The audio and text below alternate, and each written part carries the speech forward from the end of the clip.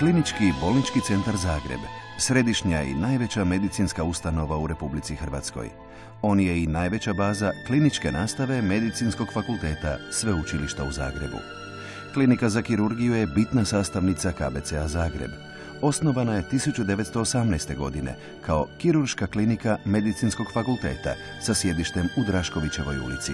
Danas klinika za traumatologiju. Klinika je imala 78 kreveta za odrasle i 8 kreveta za djecu, te 2 operacijske dvorane. Zbog nemogućih prostornih i radnih uvjeta, klinika se godine 1946. seli u prostore nove zakladne bolnice Rebro, izgrađene 1942. godine. Preseljenjem klinika je, pored bolje opreme, dobila i komforniji smještaj za bolesnike s 248 kreveta. Nagli razvoj kirurgije doveo je do reorganizacije klinike i usmjeravanja struke na specijalističke odjele. Prvo je oformljen neurokirurški odjel, zatim urološki, odjel abdominalne kirurgije te traumatološki odjel. Daljnji razvoj kirurške struke omogućio je 1950. godine uvođenje suvremene anesteziološke metode. Godine 1964. na klinici je izvedena prva operacija na otvorenom srcu. Odjel za torakalnu kirurgiju premješta se u bolnicu za plućne bolesti na Jordanovcu, a odsjek za vaskularnu kirurgiju prerasta u odjel. Nastavlja se subspecijalističko usmjeravanje struke, što rezultira osnivanjem nekoliko zavoda za traumatologiju, za dječju, za plastičnu i za abdominalnu kirurgiju. Tijekom 80. godina učinjene su velike građevinske preinake i prostorno proširenje klinike. U modernim prostorima smjestio se novo osnovani zavod za kardijalnu kirurgiju te 8 suvremenih operacijskih dvorana s jedinicom intenzivnog liječenja s 18 kreveta. Kardijalna kirurgija je u punom usponu, što 1988. godine rezultira transplantacijom srca, prvoj u bivšoj Jugoslaviji. Godine 1990. je obavljena transplantacija jetre, također prva u bivšoj Jugoslaviji. U vrijeme Domovinskog rata obustavlja se veliki dio hladnog programa, prednost imaju ranjenici. Brojne kirurške ekipe liječnika, medicinskih sestara i tehničara odlaze na bojišnice ili na ispomoć u druge gradove. Uredbom Ministarstva unutarnjih poslova na kirurgiji na Rebru formira se i prva mobilna kirurško-anesteziološka ekipa u Hrvatskoj. Djelatnici klinike dali su značajan obol u opremanju i radu ratnih bolnica diljem Hrvatske.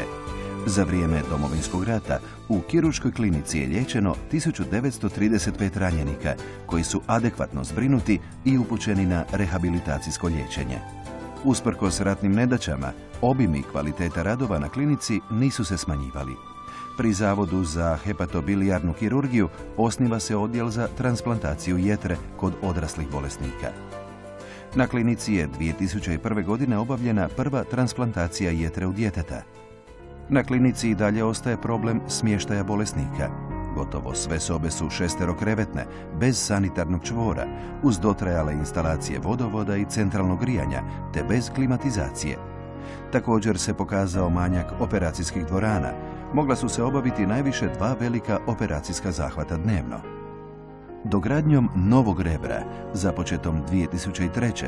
a završenom 2007. godine, klinika za kirurgiju dobila je 12 najsuvremenije opremljenih operacijskih dvorana, te 6 operacijskih dvorana za zajedničko korištenje s ostalim kirurškim strukama u okviru novo osnovanih zavoda, Zavod za hitni prijem i Zavod za jednodnevnu kirurgiju. Time je omogućeno izvođenje vrlo složenih operacija prema svjetskim standardima. Operacijski blok je izdvojen iz glavne zgrade i s njime povezan s 2 mosta. Uz operacijske dvorane napravljene su sobe za buđenje, a posebno su odvojene sale za nečiste operacije. Krajem 2007. godine započeli su radovi na prostoru stacionara. Danas su bolesničke sobe klimatizirane, opremljene funkcionalnim namještajem i sa zasebnim sanitarnim čvorovima. Liječnici su također dobili više komfornih soba za rad.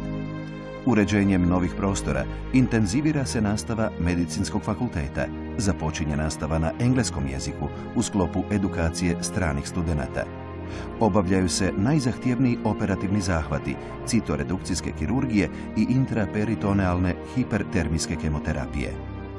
vrhunski uvjeti rada, bogata međunarodna suradnja, te stalna stručna edukacija na znanstvenim i stručnim skupovima daje nam sigurnost da će pacijent i njegova obitelj i nadalje biti u središtu pozornosti predanih zaposlenika Klinike za kirurgiju KBC-a Zagreb.